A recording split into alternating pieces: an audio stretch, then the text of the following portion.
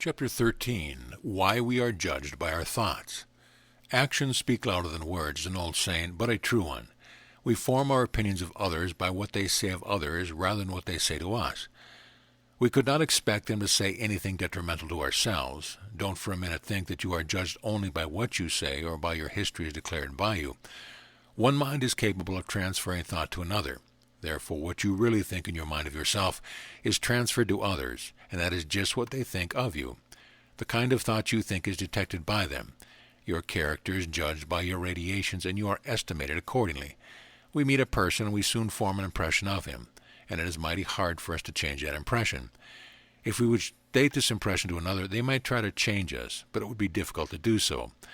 What you are speaks so loud, I cannot hear what you say. Whatever we think about a great deal, we become like unto.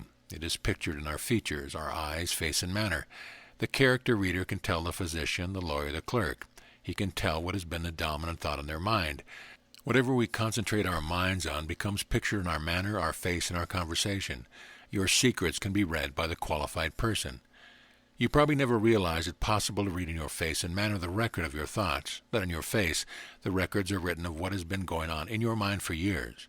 You probably have imagined your thoughts were known only to yourself, but they are written in your makeup. Really, you cannot hide anything. Our whole action speaks what we are. We color the atmosphere with our radiations. We cannot pretend to be something we are not. People judge us by what we are, and not by what we pretend to be.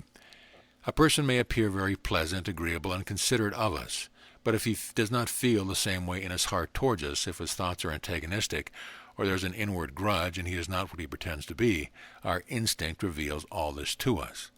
We see through the mask and pretense, and instead of him deceiving us, he deceives himself.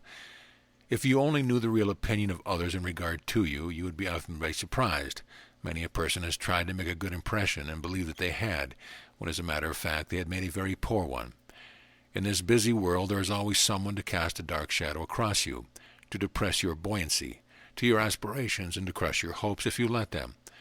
They will cause you suffering by their cruel, malicious sarcasm, ungenerous criticism, envious and jealous thoughts, hatred, anger, desire for revenge. The person who is down in life wants company. He does not want others to be different from himself. If we associate with good people, our good is brought out. If we associate with mean, despicable people, these qualities are brought out. It therefore behooves you to be careful of your associates. Be careful of your thoughts. Do not have fear thoughts. Do not have doubt thoughts. Do not have failure thoughts. Do not have evil thoughts. Do not have disease thoughts. But instead hold kindly thoughts, hold charitable thoughts, hold health thoughts, hold loving thoughts, hold success thoughts, and hold joy thoughts. By this means you will bring sunshine and gladness, while the hate thoughts bring sadness and shadows. Be one of the helpers of the world and try to lighten the burden of others. Our thoughts bring our success. He who dares assert that I may calmly wait while hurry fate meets his demands with sure supply. Your Creator wants you to succeed. He placed no limitations on you. He has placed you in no environment you cannot rise out of. You are not a victim of circumstance. Somehow or other you are responsible for your circumstance. To think the contrary is undermining and weakening and the cause of untold failures and a great deal of poverty and wretchedness of the human race. Your natural thought is dominion over forces, and if you have succumbed it on this account of your weakness, your birthright is riches, happiness, and freedom. And if these are not yours, it is because instead of thinking of them, you have thought of the opposite, and have attracted to yourself poverty, slavery, and wretchedness. It is impossible for you to do anything when you don't think you can. There is nothing impossible when you think you can. Can you expect to succeed as long as you think, talk, and act as a failure?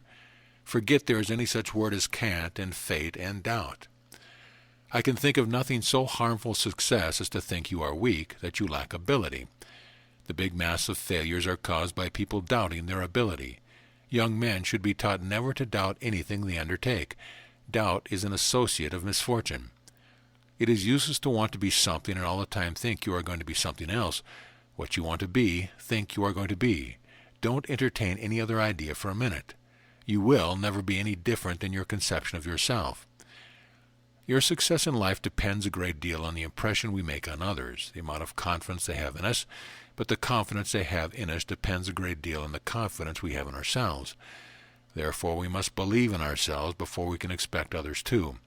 There is a certain magical air about really successful teachers, lawyers, salesmen, merchants, etc. We can learn a great deal by watching them. Every time you see a man that has power in business, watch him closely. You can learn valuable lessons. The charm that pleases. We receive our greatest enjoyment when we please others. It is our duty to give others pleasure, to try to make the world a better and happier place to live in. When we are helping others, we are helping ourselves, as all the good we do will come back to us.